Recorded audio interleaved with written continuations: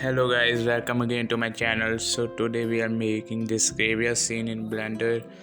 Like I know this is not a horror or creepy scene, but this is like basic average scene for beginner who want to make some cool scenes in Blender. So let's start. Start with the cube first. Like we make the floor of RIP rock. For floor we add a cube and scale it in X and Y axis. After scaling it, then we select the upper face and insert it. Then we extrude it in Z axis. Then again extrude in Z axis and move it little bit on X axis. After that, we add some loop cuts in our mesh because we're using a surface modifier. So subdivide in some time, apply it.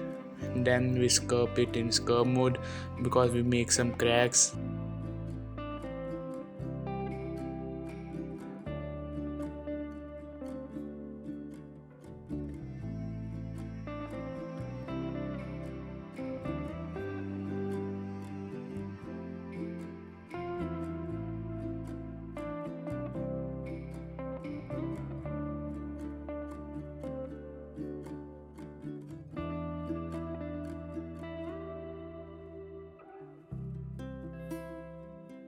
Then we write a RIP word in rock, so using a clay strip brush we just disable a plus and enable a minus option. Then we easily write a RIP word in our rock.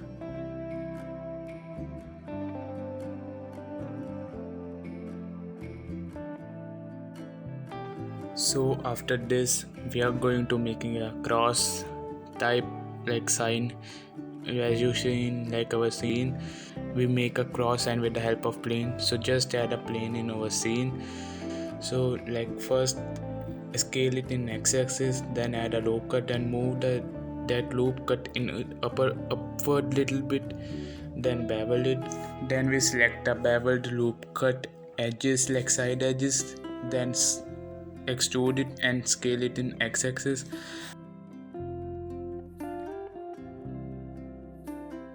Our cross sign is made, so we place it on our scene. So after that we just add some thickness so that we extrude our whole cross sign mesh and make a thickness.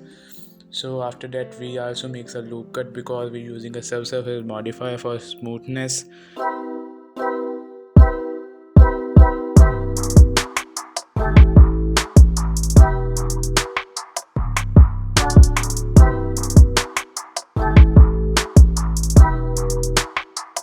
Then we are going to make a rock. So for rock we using a sphere, subdivide sometime, apply it. Then we going to sculpt mode and sculpt it.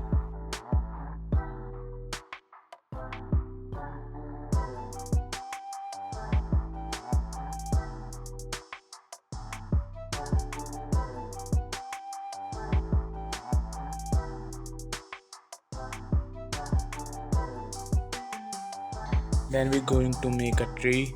So it is a very easy task. In Blender we use a sapling tree gen, which we find in curve section. If you don't find it, then go to preference and enable that option.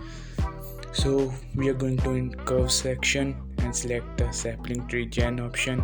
In the bottom of our interface we find some setting. You can adjust your as you want and you can make it by yourself.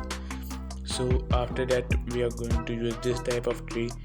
Basically I'm using a tree for shadow and make a scene more realistic. After that finally we're going to place our all assets in right place right place.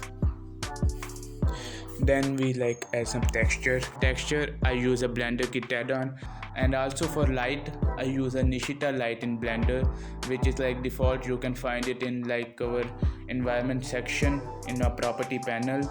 So this is the video. Thank you guys for watching.